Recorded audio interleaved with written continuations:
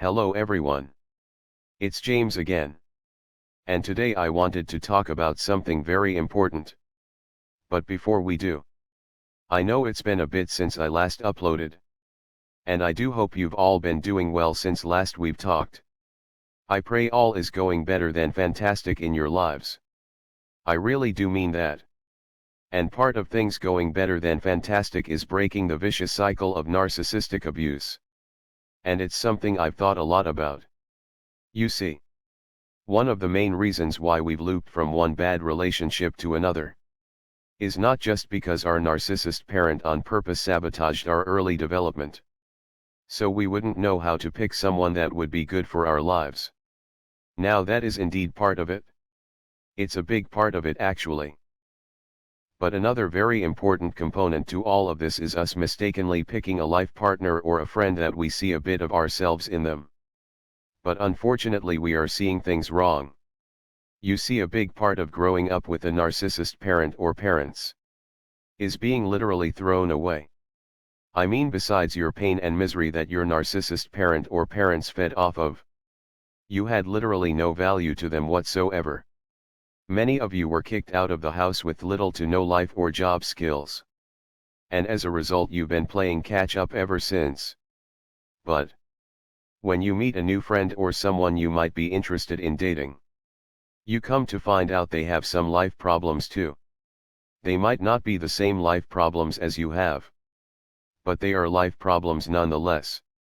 And it's important to point out, some of these so-called life problems, you might find out later, were completely manufactured all to get you on the hook. And some of them might actually be real. But with that being said, because of these real or imagined life problems you form a bond. Because here's the thing. I don't think it's about having poor self-esteem. I believe it's a normal human reaction to gravitate towards those you feel accepted by, or those you have something in common with. You see, those of you that know my story know my mother never worked a day in her life. And she just milked one government program after the next after burning through all of the money she obtained after splitting up with my father. My mother purposely put on a show of being overtly odd and strange in front of others, simply because she liked the attention. And also because she knew it would further isolate myself and my golden child brother, and set us up to be bullied and to have issues making friends. But as time went on and we got a little bit older, we eventually started to make friends. And I remember being in a group of friends at one of their houses. Usually way nicer houses. That was far out of my family's reach. And weirdly the parents almost always seemed to hone in on me and ask, "So James, what does your parents do for a living?" Well, I didn't want to say that my father is dead and my mother milks the system. I always felt so embarrassed and sick inside. Just when things were going well, having fun with friends that didn't seem to care or even ask about such things, a parent would bypass all the other kids and start to question me for some reason. And I always felt like I didn't have a good answer to give. It always seemed to make going over to some friend's home stressful to the point where I no longer wanted to do so. I would just walk and meet them somewhere. Or I would take the bus. Quite simply because I always felt like I was being interrogated and I had to give viable proof as to why I'm qualified to breathe air like everyone else. And when I was even younger, and I lived in a different neighborhood and went to a different school. A school where I was bullied. And if I were lucky enough to make a friend, it wouldn't last long. I had one friend come back to school and say to me, I remember this because I was in first grade and only 6 years old. He said, "I can't be your best friend anymore." It was weird. I was excited for us to play on the playground during recess. He said, "Well, his mother doesn't like you." Meaning me. Because of where I lived at. I also remember a few years later, I thought I was making friends with another kid, and went over to his home to hang out as he invited me to do so. And I remember when leaving, and I've told this story before, one of the parents And this actually happened a couple of times with a few different parents and kids' homes. They would say, "Hey James, I like your jacket. Can I see it?" And they would instruct me to take it off so they could see my jacket. What they were really doing, right in front of me, was inspecting my jacket to see if I had stolen anything from their home. Which I've never done, nor was it a thought in my mind to do. I was just happy to spend time with someone that I thought was my friend. They always seemed shocked and stunned they didn't find anything as they handed me my jacket back. I wasn't dumb and I knew what they were doing, even at that young of an age. Then when I got older as a teenager, and I was making friends a lot easier, and things were going well, at least in the making friends area of life, it seemed like the parents would hone in on me and pick apart me and my life with a million questions. They wouldn't do that to the other kids, even the ones that were poor like me. And it was weird. Even though I was poor, I carried myself well.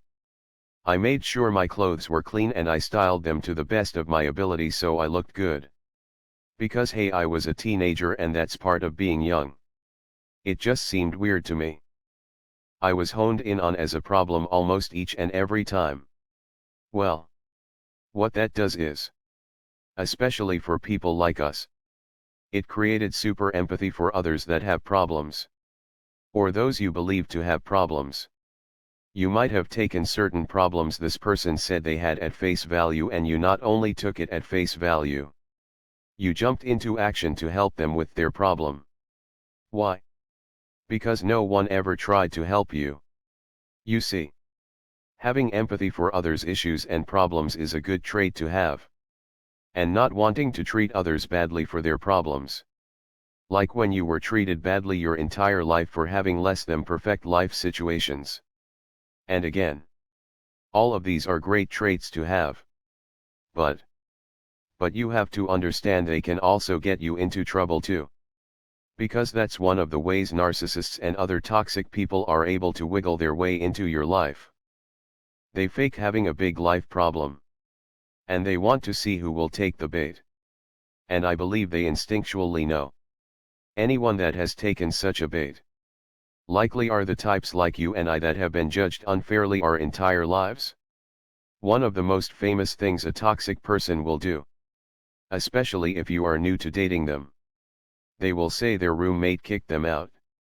Or if they are living with their family, that they had a big argument and how they can't live there anymore. And they say and do all of this showing up to your doorstep with all of their clothes in the trunk of their car. Because they know there is a good chance you will cave and tell them they can just stay with you. And that right there is a start of things going from so-called good to years of hell. Oh, things seem great at the start. But eventually the sweet mean cycle starts. And a few years later there are only means and no more sweets. And that's just one of the problems they might have. They tell you they are on medication for some mental disorder and how hard it is to maintain a relationship because people are always leaving them. So what do?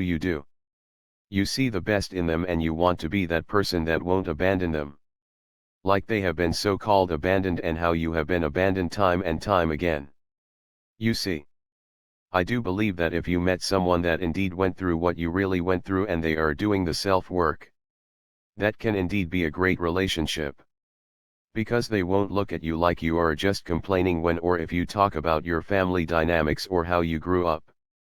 Or if you still have some symptoms or issues as a result. But the truth is, there are those that will fake to be like you all so they can abuse you. Look, it all comes down to understanding. For one, not everyone should know about what you went through. You don't have to spill your guts to everyone you meet. They don't deserve that part of your life. Nor can you trust them to handle it with care.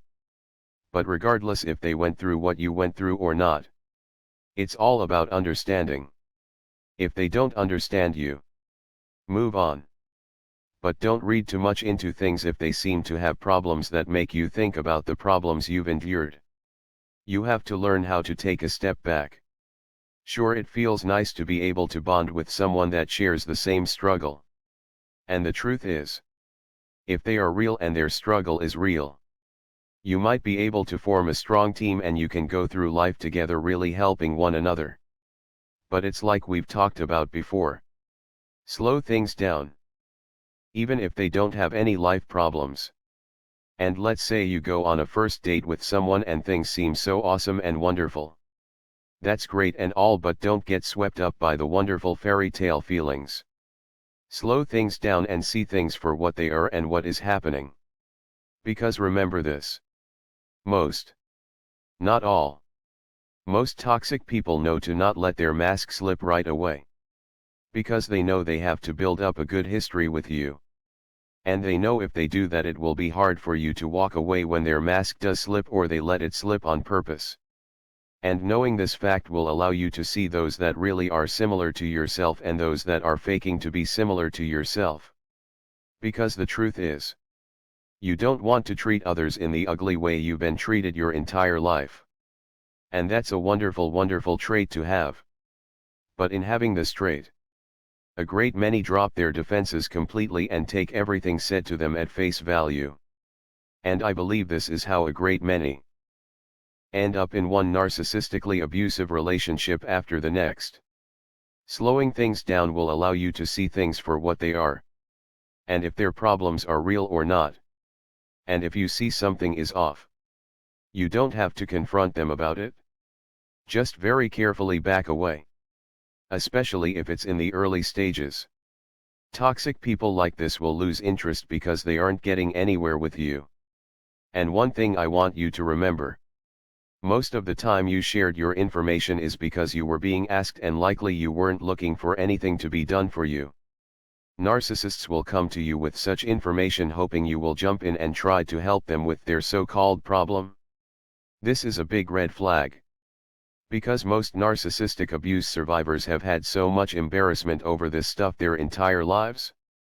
The last thing they want to do is ask someone for help with something, and when they do they feel very, very embarrassed to do so. But breaking the cycle is understanding something very important. You can't help all of the people out there in the world because no one helped you. It's good to be helpful and kind. But as the Bible teaches us, we must test the spirits. We must know who and what we are dealing with. And that's why taking things slow is good. Treating others how we want to be treated. Meaning with decency and kindness. And yes, if someone has a problem, treat them well. But their problem doesn't mean you put your life on hold and run down a rabbit hole chasing them and their problem. This is the easiest way to lose yourself and enter that vicious cycle again of narcissistic abuse. So please slow things down. Well, that's all I have for today. I do hope your day is blessed. And until next time. Bye for now. And be good to yourself.